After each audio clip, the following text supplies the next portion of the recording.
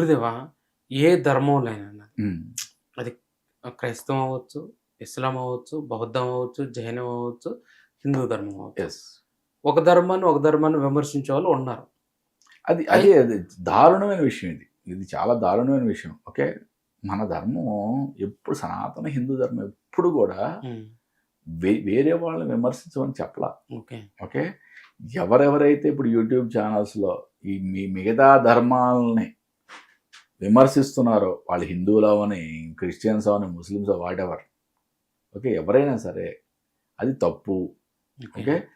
అందున మన ధర్మం, మన సనాతన ధర్మం ఏం చెప్పింది? హ్మ్. ఓకే. నన్ను ఒక ఒక యాంకర్ క్వెషన్ అడిగాడు డైరెక్ట్‌గా. హ్మ్. గురుగారు వాళ్ళు అంత చేస్తున్నారు. హ్మ్. మీరు సనాతన హిందూ ధర్మం మీద రియాక్ట్ కూడా కారా? హ్మ్. నా ధర్మం ఏం చెప్పింది? పరమత సహనం అని చెప్పింది. ఓకే. ఓకే. నా ధర్మం చెప్పలా. హ్మ్. ఓకే. ఎప్పుడు చేయమంది? అహింసా పరమో ధర్మః, ధర్మహింసా తదైవచ. ఓకే. ఆ టైం వచ్చినప్పుడు హ్మ్. రియాక్ట్ అవ్వాల్సిన విషయం రియాక్ట్ అవ్వాలి. అంతేగాని ప్రతి చిన్న చిన్న విషయాలకి పరధర్మాన్ని విమర్శించడం, పరధర్మాల్లో ఏవేవో అసలు ఈ ఈ ఈ గందరగోళంతో ఎందుకు సృష్టిస్తున్నారు? అవును. ఎవరి ధర్మాన్ని వాళ్ళు చక్కగా ఫాలో అయితే ఎంత అద్భుతంగా ఉంటది. ఓకే. ఓకే. వేరే ధర్మం గురించి మాట్లాడాల్సిన అవసరమే లేదు కదా! అవును. ఓకే. ఎవరైతే హిందూ ధర్మం ఫాలో అవుతారో వాళ్ళు హిందూ ధర్మం ఫాలో అవుతారు. ఎవరైతే ఖురాన్‌ని నమ్ముతారో వాళ్ళు ఇస్లాం మతాన్ని ఫాలో అవుతూ ఉంటారు. ఓకే. ఎవరైతే బైబిల్‌ని నమ్ముతారో వాళ్ళు క్రీస్తు మతాన్ని ఫాలో అవుతూ ఉంటారు. ఓకే. దాంట్లో ఒకళ్ళు విమర్శించుకోవాల్సిన అవసరమే లేదు కదా! ఓకే.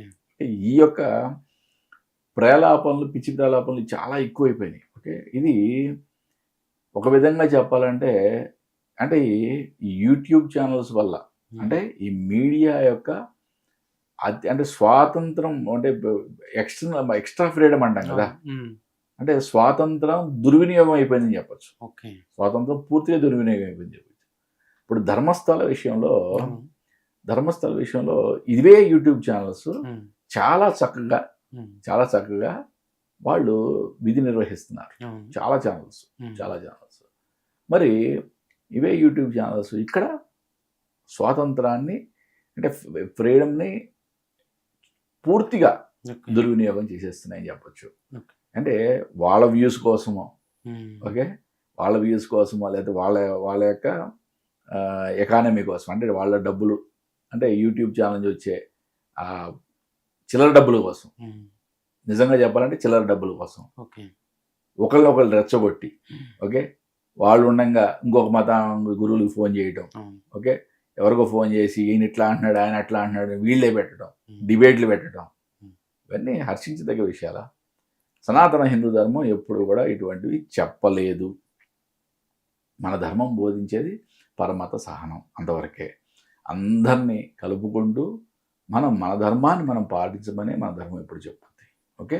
అహింసా పరమో ధర్మహింస తదైవజ అనేది అంత సిచ్యువేషన్ వచ్చింది. ఓకే. ఆ సిచ్యువేషన్ వచ్చినప్పుడు భగవంతుడు మనకి ఆ శక్తిని ఇస్తాడు. అప్పుడు మనం మాట్లాడొచ్చు. ఓకే. అంతేగాని ప్రతి చిన్న విషయాన్ని భూతద్దంలో తీసుకెళ్ళి అసలు మత గ్రంథాల జోలికి ఎందుకు వెళ్ళాల్సిన అవసరమే ఉంది. ఓకే. మత గ్రంథాల్లో ఇలా ఉంది, అలా ఉంది, పురాణాల్లో ఇలా ఉంది, అలా ఉంది, బైబిల్‌లో ఇలా ఉంది, అలా ఉంది, ఖురాన్‌లో ఇలా ఉంది, అలా ఉంది. అవసరమా? ఓకే. ఎవరి విశ్వాసం వాళ్ళది. మతం అంటేనే విశ్వాసం.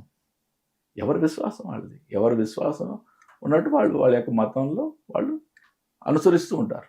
ఓకే. అంతేగాని ఇవి బయటికి చర్చించుకునేవి కాదు కదా! వేరే నీకు ఆ మతం మీద విశ్వాసం లేనప్పుడు అసలు నువ్వు దాని గురించి మాట్లాడే అర్హతే లేదు కదా! ఓకే. ఓకే.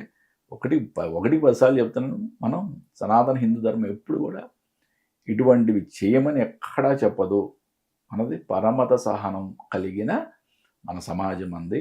మన హిందూ ధర్మంలో పరమత సహనం అనేది చాలా చాలా చాలా ఇంపార్టెంట్ పాయింట్. ఓకే. ఓకే. మనం అందరిని కలుపుకుంటూ మన ధర్మాన్ని మనం నిర్వర్తించడమే మనకి మన గురువులు, మన యోగులు అందరూ కూడా మనకి చూపించిన దారి అది. ఓకే. అంతేగాని వేరే మతాల మీద దూషించటము, వేరే మతాలని వాళ్ళని ఏదో వాళ్ళ గ్రంథాలని కించపరిచినట్టు మాట్లాడటం అనేది చాలా తప్పు.